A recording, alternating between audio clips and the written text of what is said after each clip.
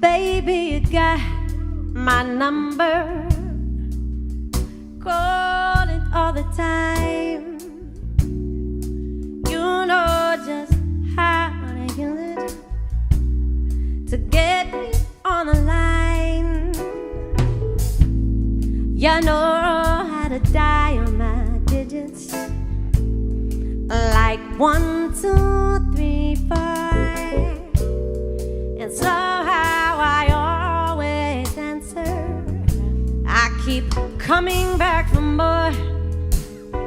Try as I might, I can't quit you. I've tried, so just leave me alone. Baby, put down that phone. I don't want your message at the end of the tunnel. Don't wanna see your name lighting up my screen again. Oh, you better stop calling and leading me on. You had your moment, that moment is gone. There's nothing left to say, and I got better things to do with my time. Wait a minute, maybe you should call me tonight. Baby, you should call me. Baby, you got my number. I forgot. You know how to push my buttons, make me lose my cool. I don't know how you do it to me. Stop reading my mind. Maybe our next conversation, yes, I should tell you goodbye. Try as I might, I can't quit you. Oh, I've tried. Just leave me alone, baby. Put down that phone. Don't want your message at the end of the tunnel. Don't wanna see your name lighting up on my screen again. Oh, you better stop calling and leading me on. You had your moment, that moment is gone. There's nothing left to say, and I got better things to do with my time. See, now I gotta go, so I guess let me know. Maybe someday we could see where this goes. Oh, but for now you need to chill, and I think I need to put you on hold.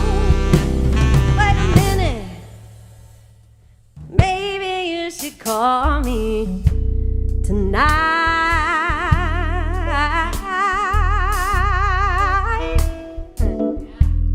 Maybe you should call me tonight.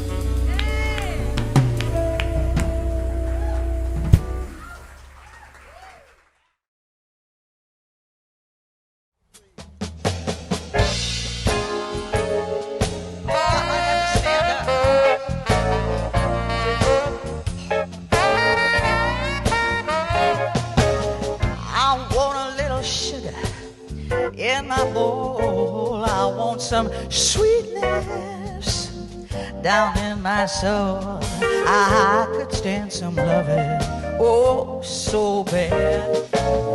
I feel so funny and I feel so bad. I want a little steam on my clothes. You know, maybe I could fix things up here. So they go. What's the matter, Daddy? Come on, save my soul. Drop me a little sugar in my bowl. I ain't fooling. Drop some sugar in the bowl.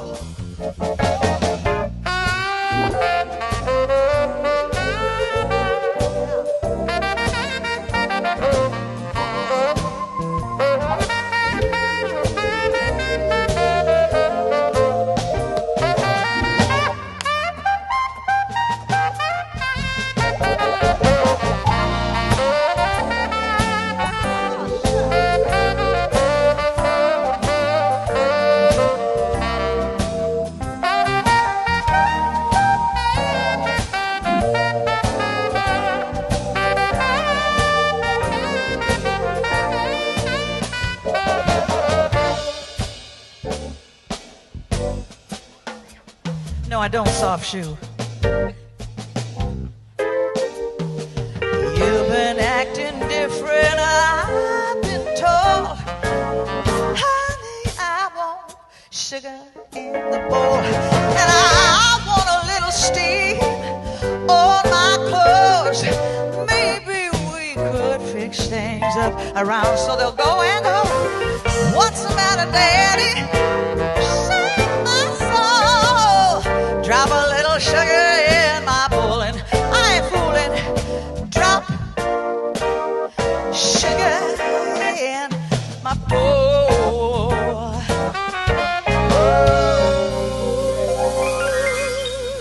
Just a little bit, just a little bit. I'm a sentimental sap, that's all. What's the use in trying not to fall? I have no will. You made your kill, you took advantage of me. I'm just like an apple on the bough, and you're gonna shake me down somehow. So what's the use? You cooked my goose, you took advantage of me. Well, I'm so hot and bothered that I don't know my elbow from my ear.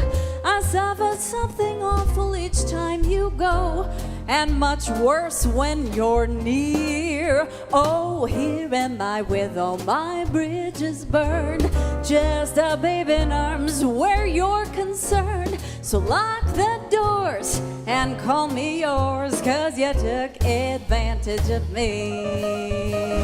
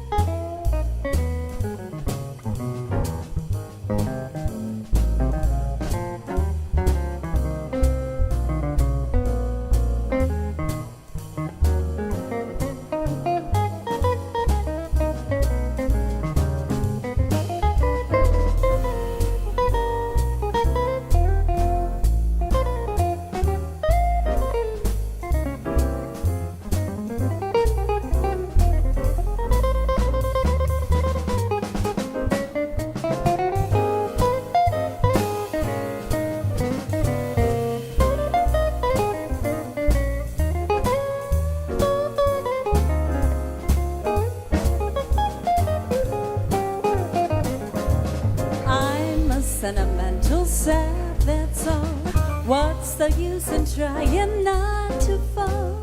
I have no will, you've made your kill. You took advantage of me. Oh, I'm just like an apple on the bough, and you're gonna shake me down somehow. So what's the use? You've cooked my goose. You took advantage of me. Oh, I'm so hot and bothered that I don't know my elbow from my ear.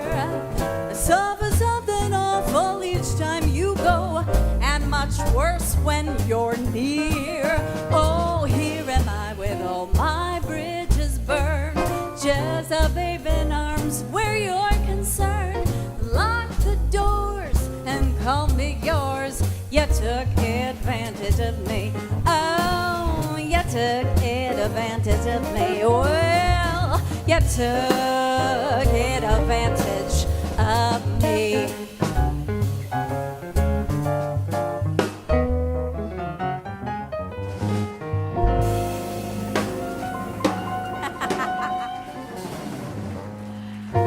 Morning finds me moaning 'cause of all the trouble I've seen. Life's a losing gamble to me. Cares and woes have got me moaning. Every evening find me moaning. I'm alone and crying the blues.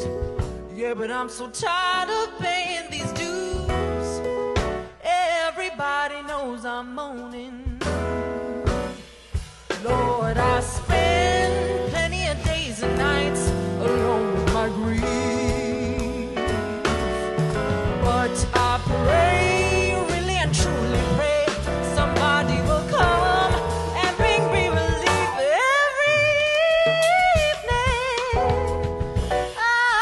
I'm alone and crying the blues. I'm so tired of paying these dues.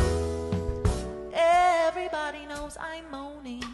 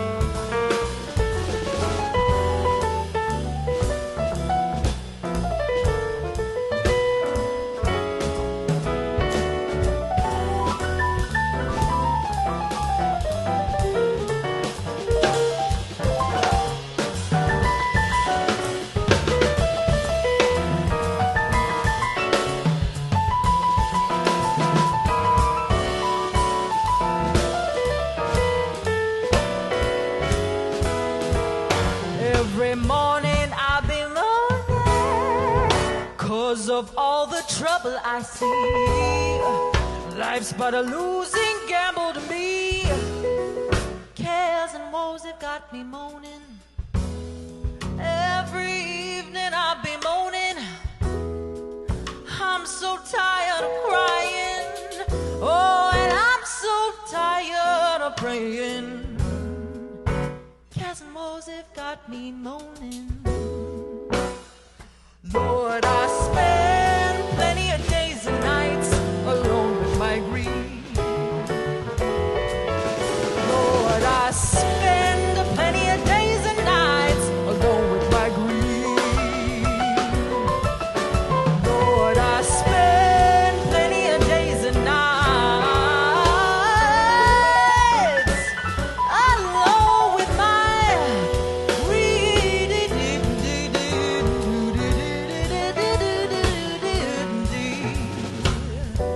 Spend plenty of days and nights alone with my grief. Lord, I spend plenty of days and nights alone with my grief.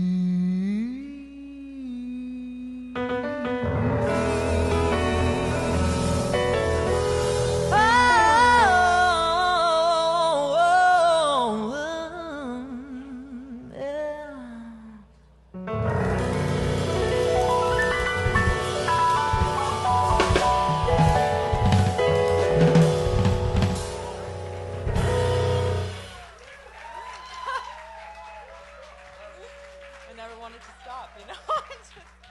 When you wish upon a star, your dreams come true.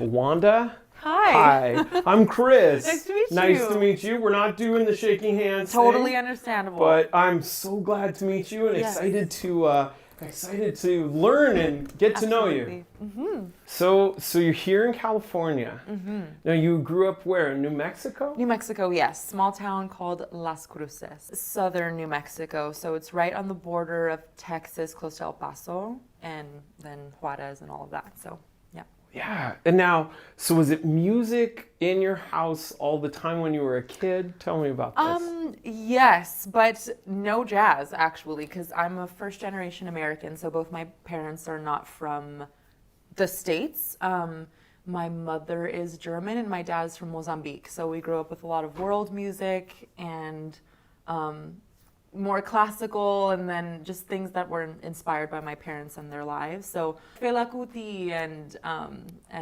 Ladysmith Black Mambazo, things like that that were more native to my dad's part of Africa. And then on my mom's side, a lot of folk and classical music, and even some rock. They were both in Berlin when the wall was up and things like that. So yeah, a big house of lots of music. What's the earliest memory that you have of like playing or listening or experiencing music? What's your earliest musical memory?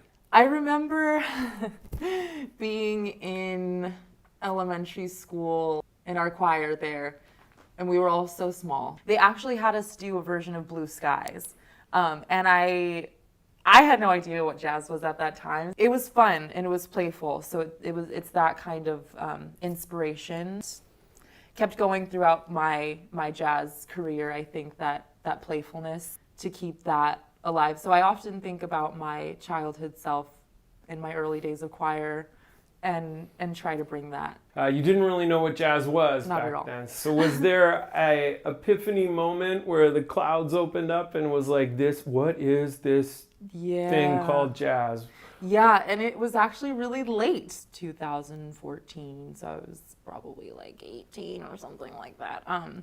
And I'd been improvising a lot throughout my life, but I was raised mostly doing, so what they do in schools when you're in choir is they do a lot of classical music. They want you to learn arias and things like that. So I had that background in classical music, and I think that's where my breath support and my pitch comes from. And then when I was in college only, then I had my instructor, Mirabai Daniels, who is Eddie Daniels' partner, and she is absolutely incredible. And she exposed me to jazz music, and she just told me to listen, listen, listen. And at that point in my life as a young adult, it was crucial, and it still is, and I'm still working on this, learning how to, as I was saying before, play and have fun and improvise and learning to adapt. That's what jazz is for me, at least. It's learning how to adapt. And so at that time in my life, always doing things by the book. And these are things that I'm still untraining and unlearning right now,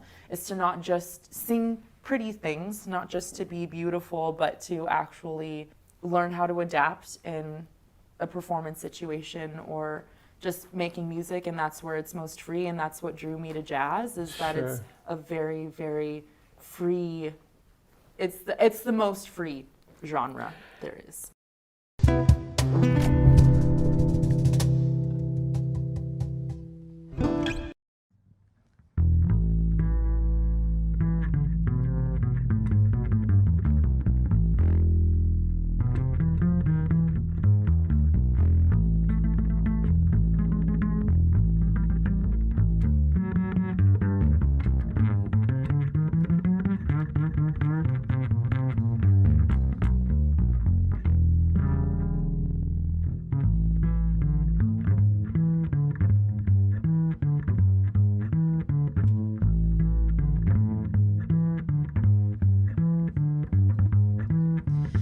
Blue skies smiling at me, nothing but blue sky do I see.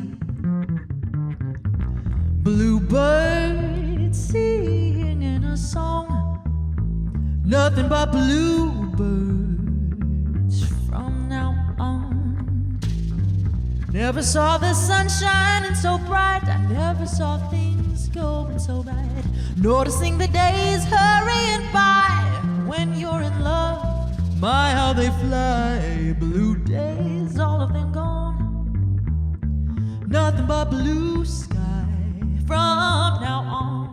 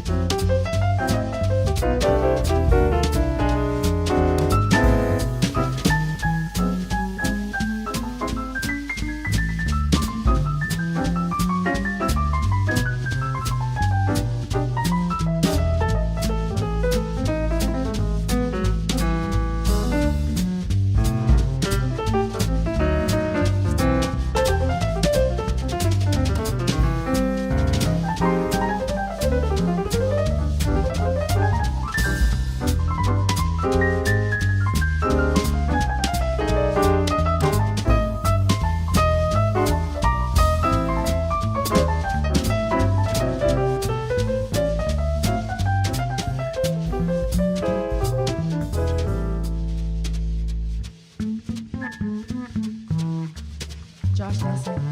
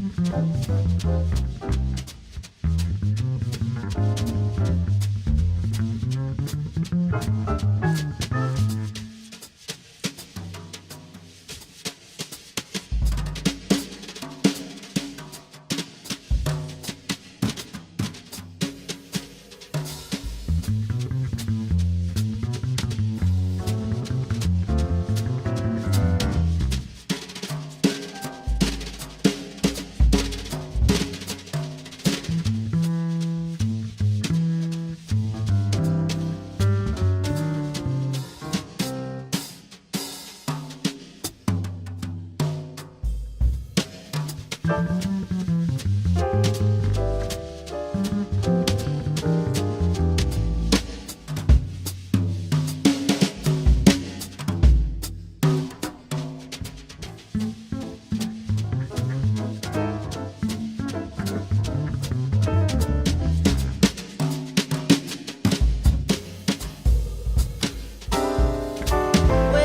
blue, blue, blue, blue, doo, doo, doo, skies smiling at me, smiling at me.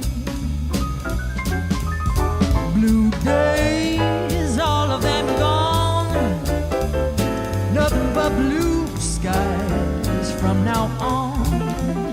Well, I never saw the sun shining so bright, I never saw things going oh so right. Noticing the days hurrying by, when you're in love, oh, they fly. Blue days, all of them gone, but nothing but blue sky. No, nothing but blue sky. Oh, nothing but blue sky from now on.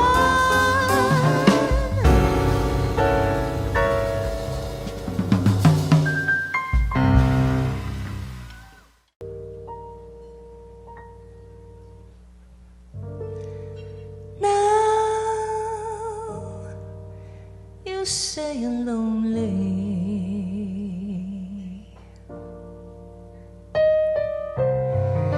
You cry the whole day through.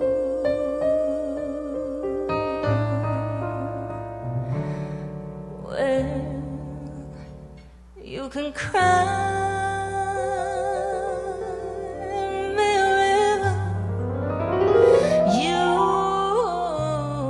can cry me a river, 'cause I cry a river over you.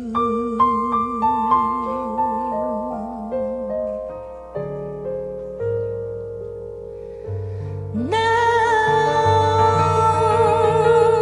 you say you're sorry for being so untrue. Well, you can cry me a river, cry me a river, 'cause I cried a river over you.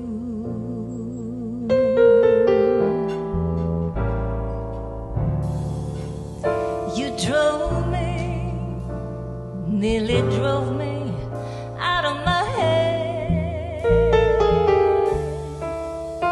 Well, you never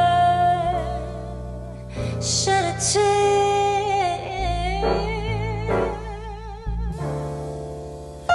Remember, I remember all that you said. You told me love was too plebeian. You told me that you were throwing me in. Now you say you love me. Well, just to prove that you do, come on and cry me a river. Come up and cry me a river, 'cause I cried and cried and cried and cried a river over you. River over you.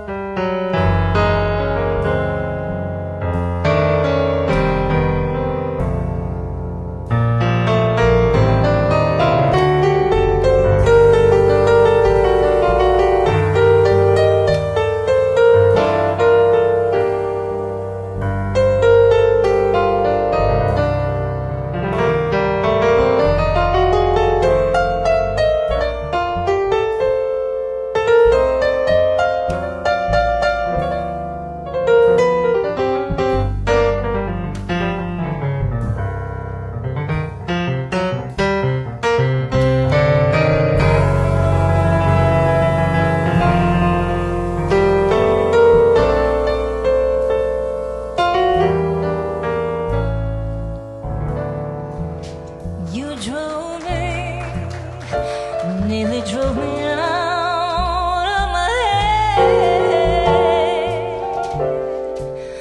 Well, you never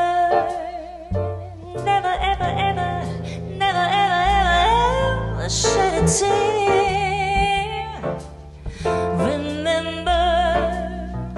I remember all that you said. You told me love was too plebeian. You told me that you were through with me. And now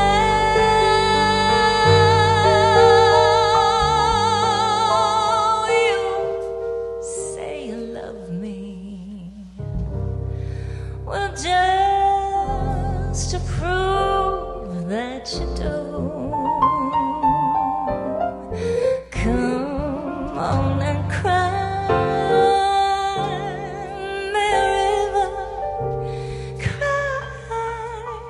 cry me a river, 'cause I cried a river.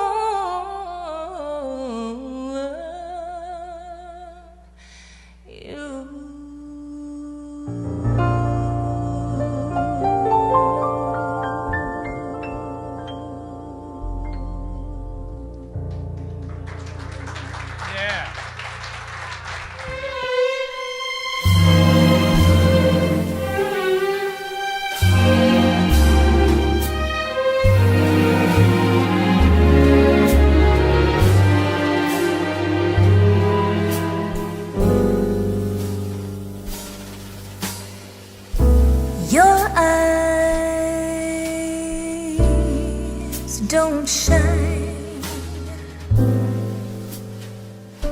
like they used to shine, and the thrill is gone when your lips meet mine. I'm afraid the masquerade is over,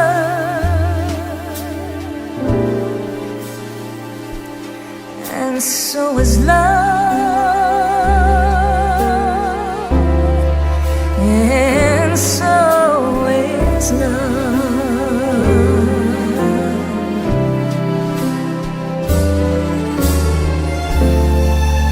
I guess I'll have to play Pagliacci, get myself a clown's disguise, then I'll learn to laugh like Pagliacci with tears in my eyes.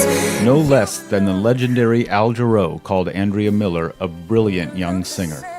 Andrea Miller has been a favorite of Southern California jazz audiences for several years, citing among her influences legends like Nancy Wilson, Sarah Vaughan, and Stevie Wonder.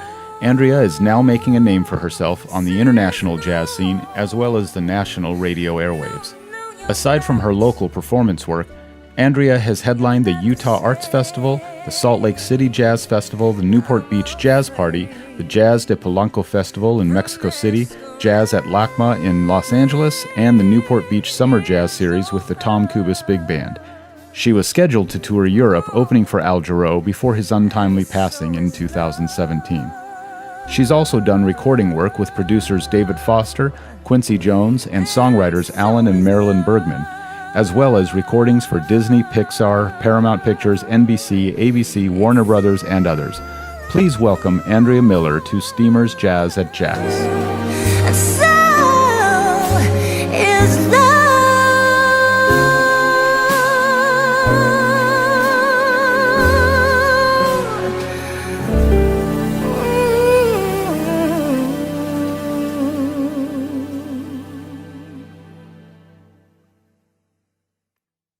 Terrence, look who's here. Andrea Miller, I don't know what side you're on, but you're here and you're beautiful and you're lovely and we've got you finally. Well, here's what I'll start with, and that is just you're not from California, right? No, born and Okay, raised in Salem, Oregon. okay, and tell us about your musical journey, because I just yesterday saw you had sent us a photo of you and your dad, and he's a musician, and I didn't know that. So tell us a little bit about your history with music. Well, my dad, Joe Miller, he was a band director. He majored in music, and both of his parents were also musicians. So my grandparents, on his side, and he made a living being a band director up until my brother and I have one brother, up until I think maybe we were around 3 and 5 or 4 and 6. And then he wasn't I guess, earning enough money doing that. So he went into insurance. Talking. Yeah. Selling insurance, but never gave up playing. So he played the saxophone, but clarinet was really his main instrument, and he's just Dixieland clarinet was his thing. Oh, so yeah, so he gave up his music career to kind of support our family. Always told my brother and me to follow our heart and follow our dreams and do what we're good at, and that was music for both my brother and me. What does your brother do? So my brother's a professional musician as well, and also a teacher. He lives in Bend, Oregon, and piano is his main gift. He's just brilliantly talented. And so my dad never gave up playing the horn, though. He played in the Salem Concert Band, which is like a volunteer orchestra in Salem, Oregon, and always played first chair clarinet, and always never told my brother or myself to have a backup plan. Like fully believed in it. And I think because he kind of gave up what he really loved, he has been able to watch us do what we're doing and kind of live through. What a great thing he provided for you, you know. Yeah. You know, for me, the funny thing is, for me, jazz was my backup plan, so that'll tell you what I started with. Oh my gosh! Whoa, underwater basket weaving? Oh my God! So, Andrew, how'd you end up down here? First of all, how long have you been hitting this circuit as a performer, and what brought you down here? Well, a scholarship to USC got me down to LA. Okay. So I've always been a singer ever since I was, I think, 5 years old. My dad, because he has a background in music, he told me that I was singing with vibrato and perfectly in tune at age 5. So I've never known anything else to do or wanted to do anything else ever. Wow. And so I was in a lot of talent shows and choir and things like that growing up. And then I got to play Annie when I was, I think, 11 in a pretty big production. And Dr. Myra Brand was in the audience, and she is a vocal teacher. She was, I think, head of music at Western Oregon State College. And so she came up to me and my mom after the performance and offered to be my voice teacher. Wow. And she said, I really think that you have something and I would love to be your teacher. I live in Salem. So from age, I think 11 and a half to 17, when I graduated high school, I would have private opera lessons every Saturday at her house for all those years. So I grew up doing opera, and then I got accepted to USC on a scholarship for theater. And that's what got me out of Salem and down to LA. And then I graduated and I realized I did not want to be an actor at all, not whatsoever. It was not in my blood like singing was. So I just made the decision. So I got a Bachelor of Fine Arts in theater, but I haven't pursued acting at all. Mhm. You know, but I think what we do on stage, performing, is a bit of that. It's not playing a character; we're ourselves, but still we're presenting in a way. So Mhm.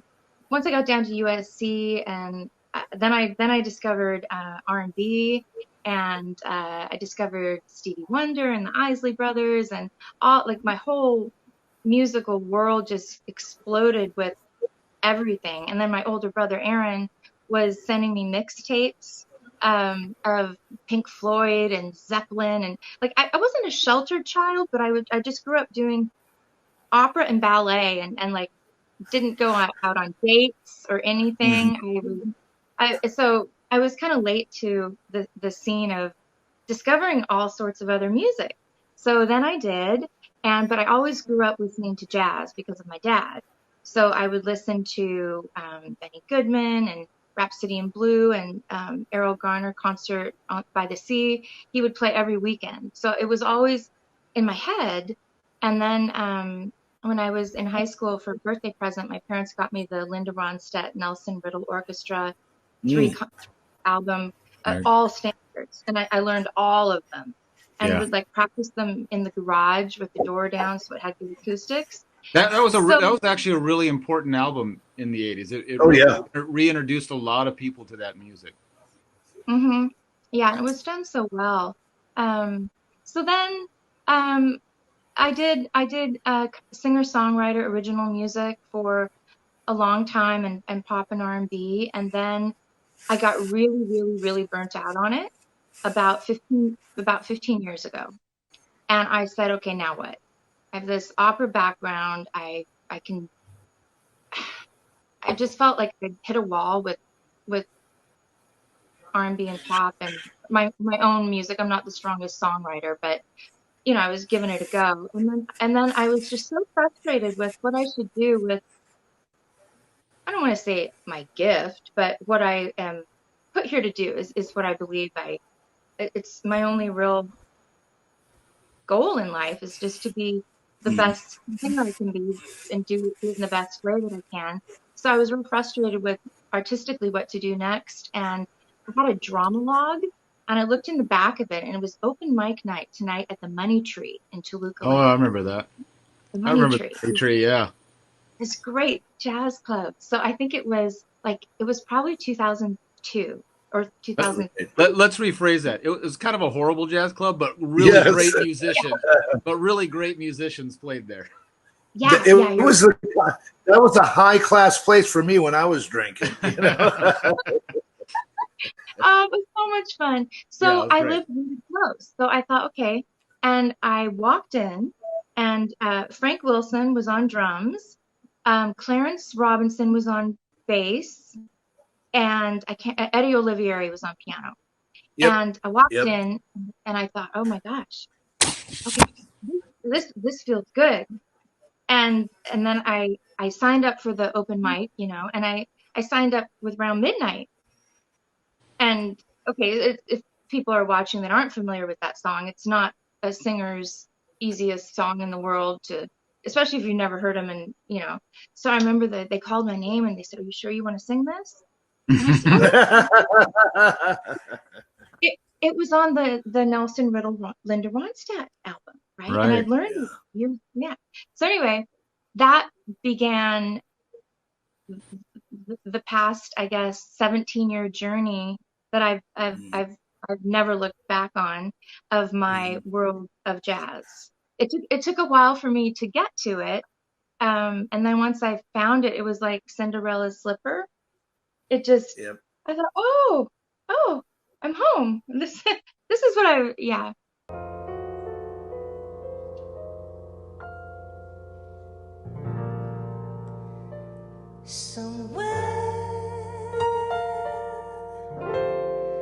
Over the rainbow,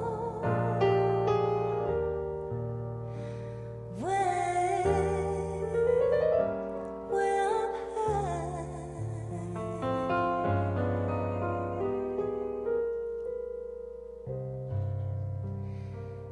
there's a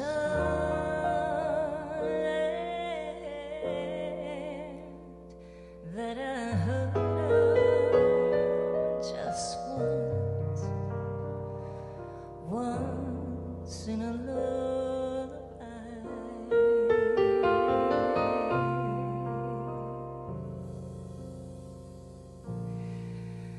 Somewhere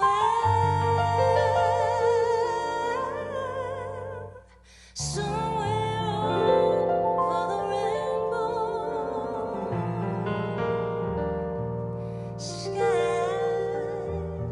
skies of blue,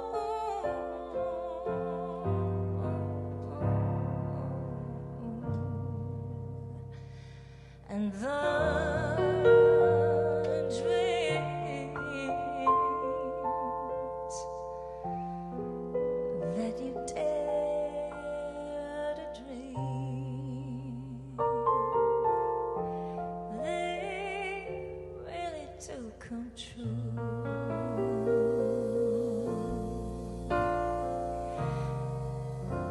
Someday I wish upon a star and wake up where the clouds are far behind me,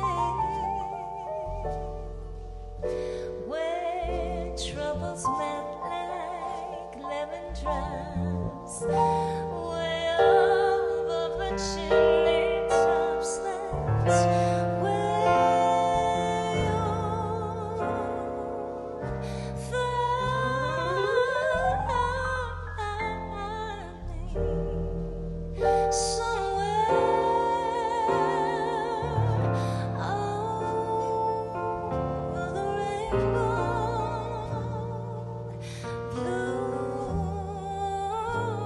Bluebirds fly, oh, birds fly, they fly over the rainbow.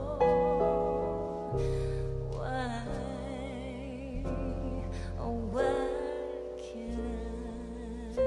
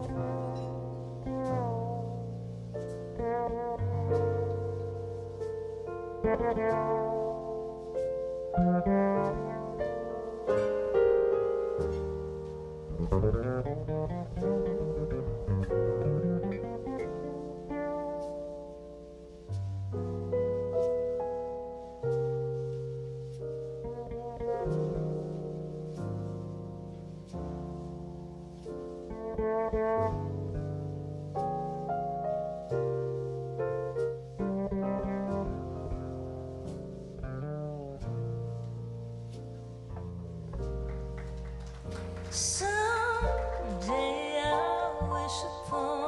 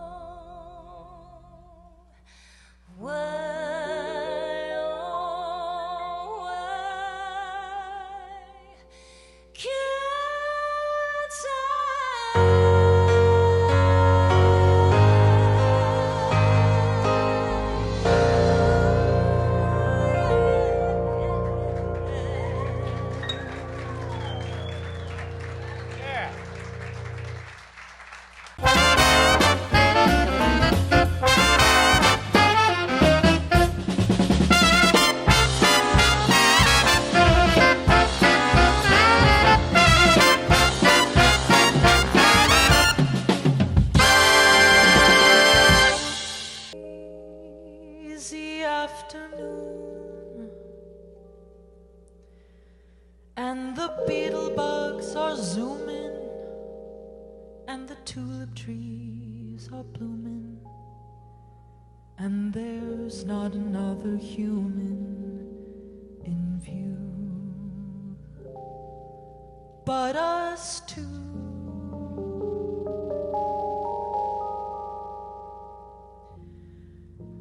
It's a lazy afternoon, and the farmer leaves his reaping in the meadows. Cows are sleeping, and the speckled trout stop leaping upstream as we dream.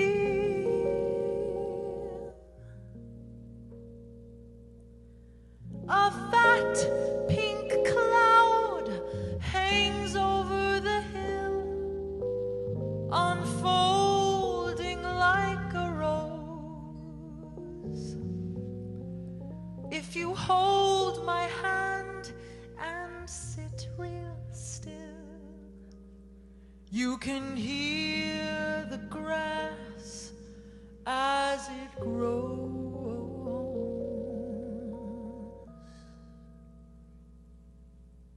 A one, a two, a one, two. It's a lazy afternoon, and I know a place that's quiet, except for daisies running riot, and there's no one passing by to see. Come spend this lazy afternoon with me.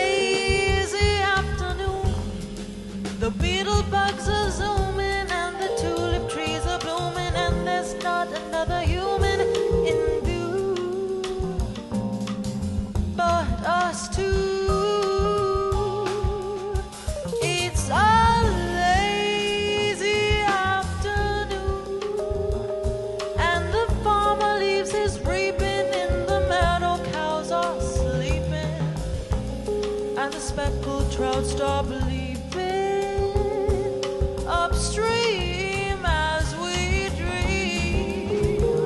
A fat pink cloud hangs over the hill, unfolding like a rose. If you hold my hand and hold real still, you can hear the grass as it grows.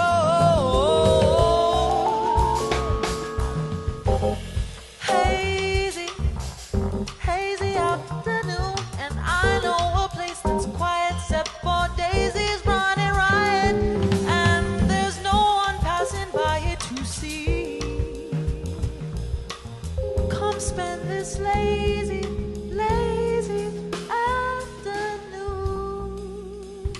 with me. Yeah, let's write it out. Lazy, lazy, lazy.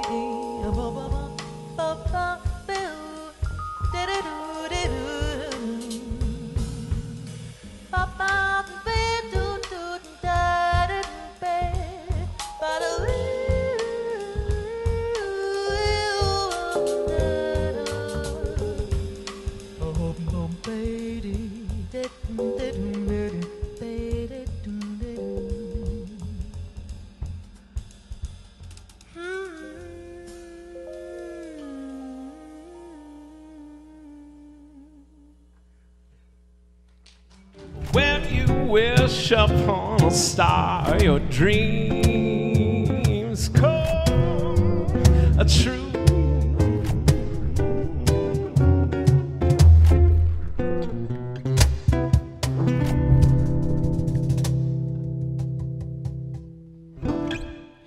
In and outside of music, my main goal in life is to be vulnerable and is to get comfortable being vulnerable because I think I never quite said that word, being vulnerable. A lot of our social constructs say that vulnerability is weakness. So a lot of us are conditioned to think that being vulnerable and being emotional is weak. So our ego tries to keep us safe, and we try to not feel too much or not put ourselves too much out there, take risks because we're afraid. I mean, that's like my life's journey so far has been that exactly, like just learning how to be authentic, and you can't be authentic without being vulnerable. And yes, there's a big risk. You might get hurt. You might let people in that, that aren't good people for you or whatever. Like there's so many things that happen and have happened in my life that I've had to, and it really, the things that have happened have made me sometimes want to be like, fine, I won't feel it all. I just won't.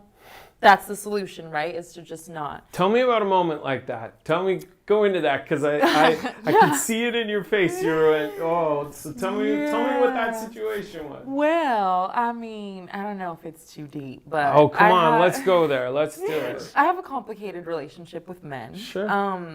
It has to do with a lot of things. I don't want to get too deep into Sure. it, but I'll just say that, and I think that we live in a very male-dominated world, and especially as a Black woman living in male-dominated, where the culture is mostly white, it can be very, very difficult for people of color to find their voices. Sure.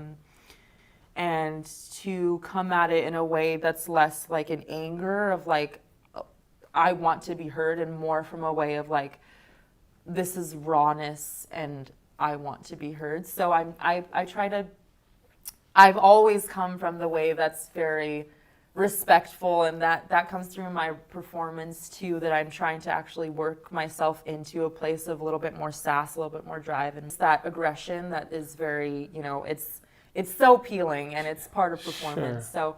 So, but anyways, so that complicated relationship with men has just allowed me to see that the answer isn't to shut down in situations where I feel unheard or used or mistreated or whatever. It's really an opportunity for me to just get even softer, get even more raw and even more emotional with things. It's been a really big challenge. That's and scary. I don't pretend to have all the answers or have it all down, but it's something that you have to work on. It's like a muscle. If you don't exercise your vulnerability, you just do the things that make you feel safe all your life. And that's one way to live life, and you'll probably have a great one, but then you might, my greatest fear is getting to the end of my life and being like, wow, I really played it safe the whole way through. That's not the way. I didn't do anything that, really like shocked me or like took me out, you know what I mean? So there was a day last week that I felt so in tune and just bliss. I just felt bliss. And I was at the ocean, and I was eating food with my friend, and we were surrounded by other people who were all enjoying the beach, and dolphins came, and I'd never seen a dolphin that close in the water, and it just felt How like close? we were in at the beginning of where the waves hit, and they were right at where the waves swelled. So they were right there, and I hadn't felt that much clarity in such a long time. So for me personally, my joy comes from, like, as cliche as it sounds, nature and being with people that you love and trust, and food, and that's as simple as it gets. I mean, that sounds perfect. Yeah. That's my idea of heaven right there. Yeah. Sounds like a Disney movie. Yeah, I'm it was surprised you didn't wonderful. start singing to the dolphins You know, and they jump out. It was the internal voice that was just singing. So yeah. There's birds landing on your shoulder. Yeah, I at was that like, you know point. what? Great. I'm good here. Yes. Yeah, definitely.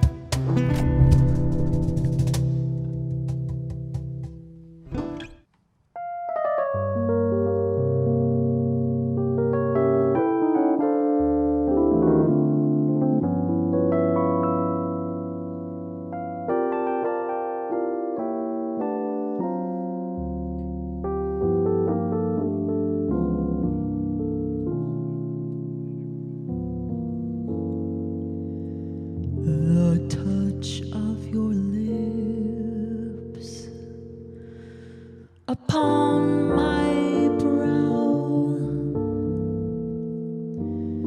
your lips that are cool and sweet, such tenderness lies in their soft caress. My heart forgets to beat. The touch of your hands upon my head, the love in your eyes, a shine.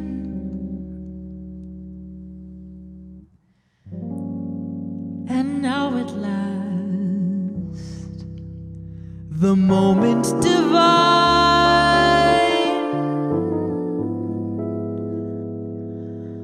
the touch of your lips on mine.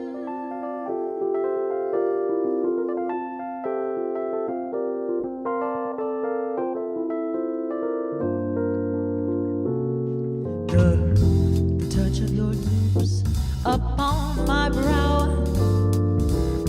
your lips that are cool and sweet,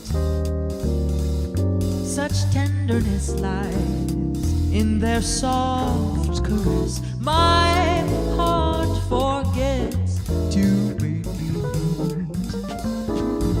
The touch of your hands upon my head, the love in your eyes, they shine. And now at last, the moment divine, the touch of your lips on mine.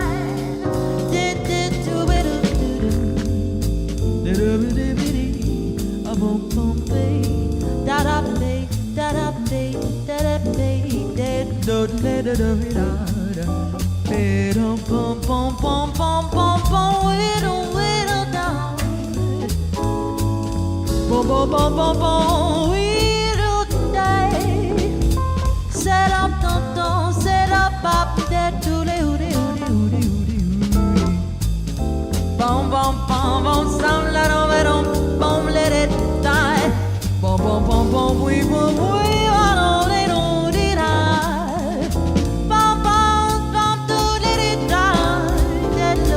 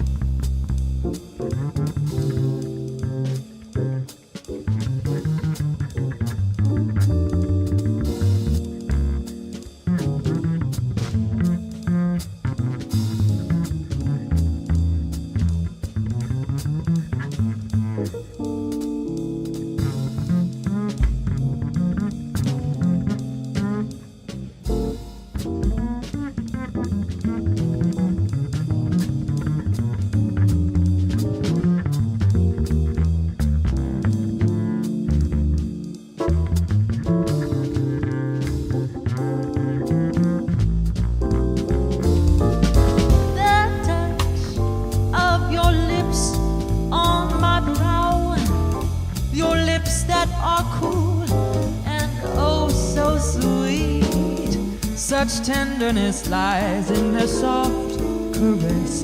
My heart forgets to beat. The touch of your hand upon my brow, the love in your eyes, they shine. And now at last the moment divine, the touch of your lips, the love in your eye, the touch of your lips on mine.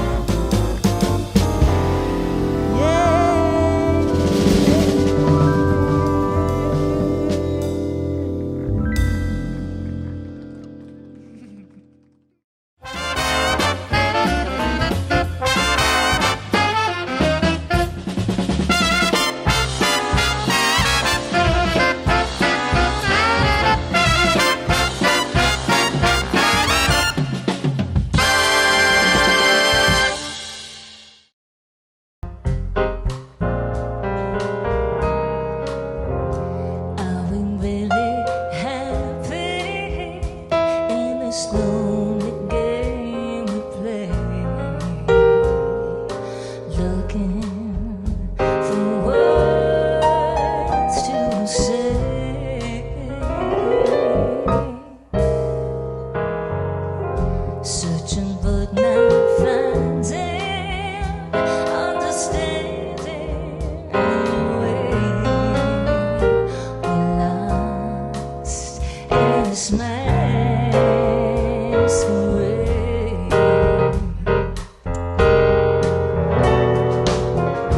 Both afraid to say that we're just too far apart from being close together from the start. We tried to talk in hope, but the words won't blow away. We're lost inside this lonely game we play. Utterly they disappear every time I see your eyes. No matter how hard I try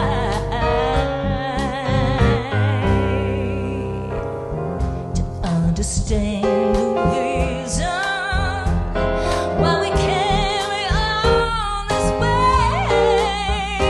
We're lost in this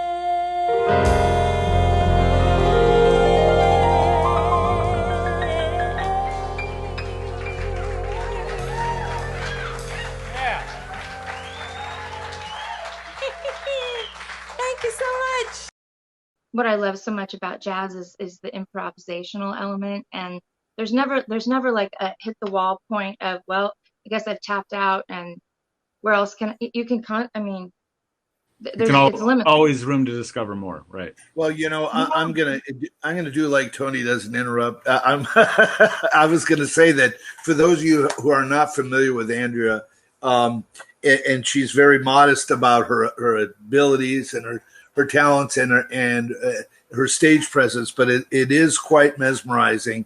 And every time I've seen her play, anytime she played at Steamers, anytime I've seen her anywhere, the audience is very, very into her and compelled, and yeah, the audience loves you. Yeah, and that tells you a lot, and I can tell how you feed off that too. So, because I'm trying to remember the first time I saw you or where it was. I don't know if it was with Mike or was it with Eddie, or I don't remember who it was, but I was like, wow. And being a club owner, he's not used to people loving him, so he really recognized that when they That's loved you. That's true. Oh, oh man. So a lot of people don't understand how a lot of the back, I guess the back rooms of the music industry work. And so one of the great stories about you is that I know that you got to do this recording for David Foster for demoing a tune for Celine Dion, and people probably don't realize that all these great songs they hear on the radio from these big artists go through a process from the songwriter to demos to producers. Like it goes through this whole chain. And you mind talking a little bit about that? Yeah, sure. Yeah, it was precisely that. It was one of the greatest composers we just lost, Ennio Morricone. Oh, that's right. Yeah. So the album that was it was called "We All Love Ennio," and he wanted to handpick artists to do his most famous works, and everybody from Metallica to Celine Dion to just a very wide variety. And Herbie Hancock did The Good, the Bad, and the Ugly, Oh, wow. a remake of it. So basically, Ennio Morricone wanted specific artists to remake his most famous songs, and one of them was a song called Deborah's Theme from Once Upon a Time in America, and it's an instrumental theme. It doesn't have lyrics or really kind of a melody. It's just kind of an instrumental theme. So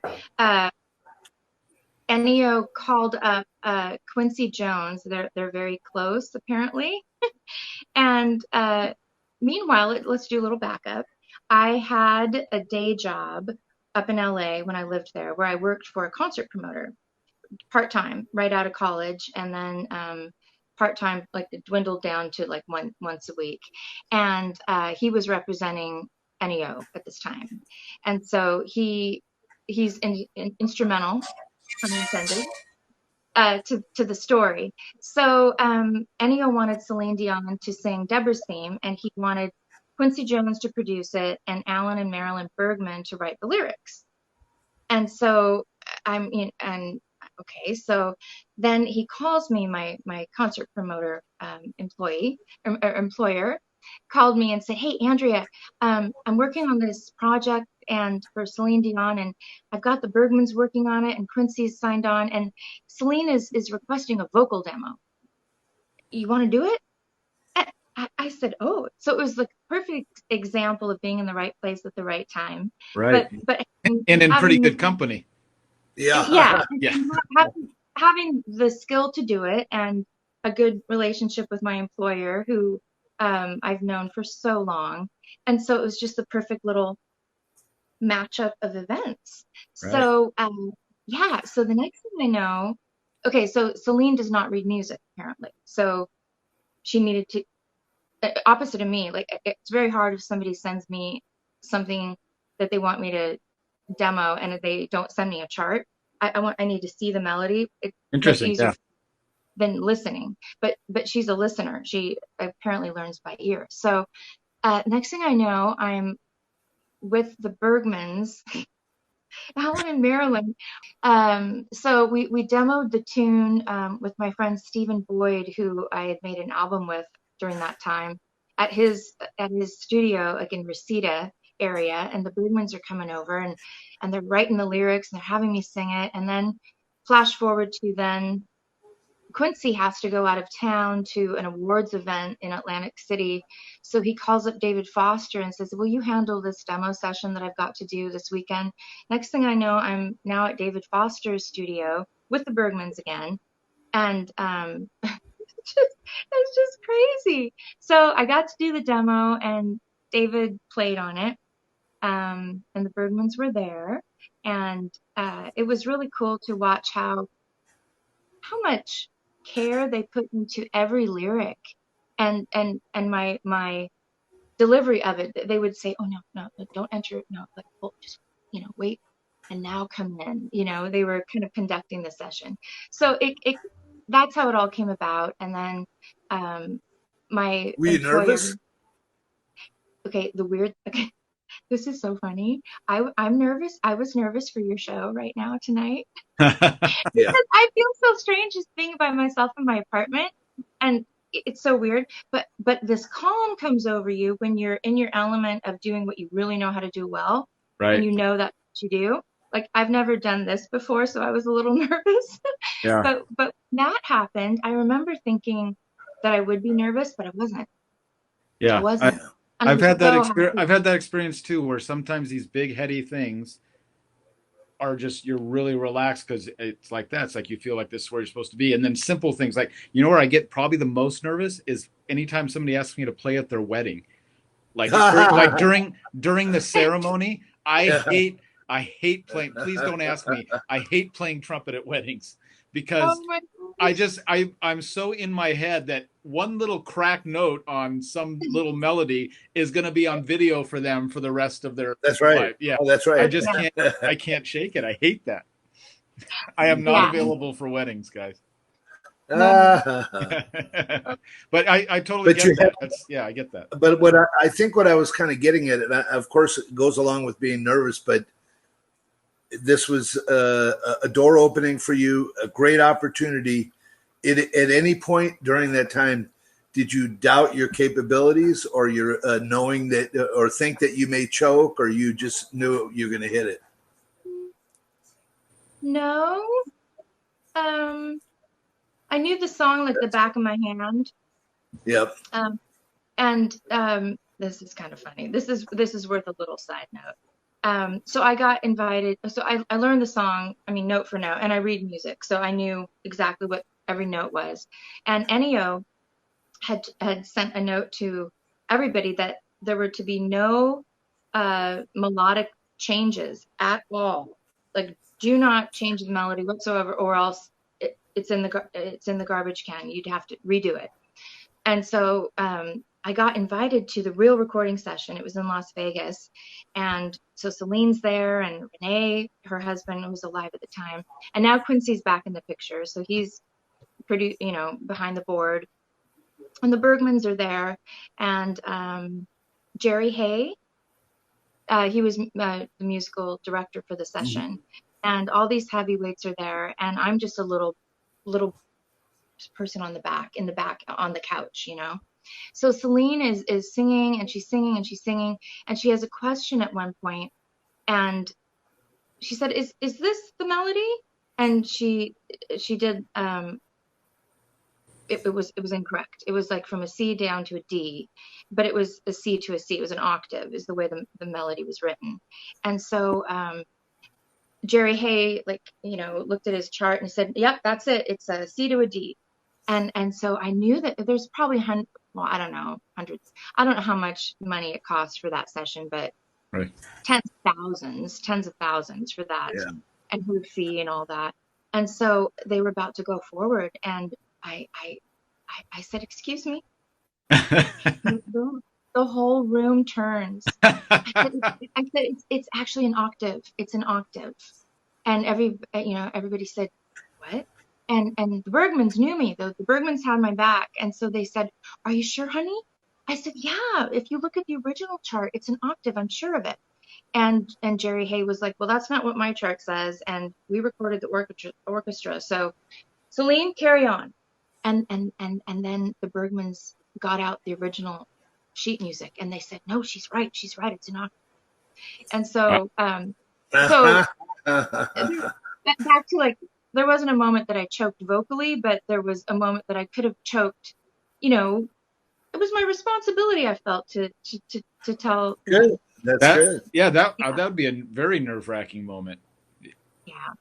But then afterwards, Celine came out and she said, she came up to me and she said, thank you for the demo. I really enjoyed how you sang it, because it influenced how I sing it. I was like, I don't know, thanks, but I don't know about that, but it was cool. It was That's an great. exciting time. Yeah. Oh, that's